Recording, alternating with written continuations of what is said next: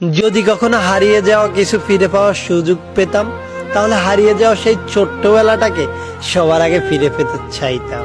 ছোটবেলায় ভাবতাম কবে বড় হব, আর আজ বড় হয়ে ভাবি সেই ছোট্টবেলাটা আর কি কখনো ফিরে পাবো।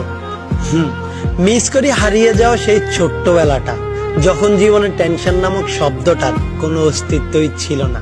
যতই বড় হতে লাগলাম, ফ্যামিলি, ক্যারিয়ার আর ফিউচার নামক টেনশনটা ততই বাড়তে থাকলো।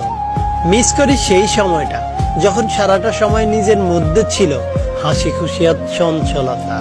মিস করি সেই ছোটবেলাটা যখন বোর হলেই সবাই মিলে একসাথে মক্তবে যেতাম, আর একজন আরেকজনের হাস্যরসাক্ত 4-5টা নাম রাখতাম। একটু বেজাল হলেই তাকে সেই নামগুলো ধরে ডেকে রাগিয়ে দিতাম। তখন বন্ধুত্ব মানেই ছিল প্রতিনিয়ত হাজারো ঝগড়া আর কথায় কথায় আড়ি, কিন্তু বেলা শেষে সব ঝগড়া বিবাদ ভুলে কাঁধে কাঁধ রেখে ফিরতাম আমরা বাড়ি।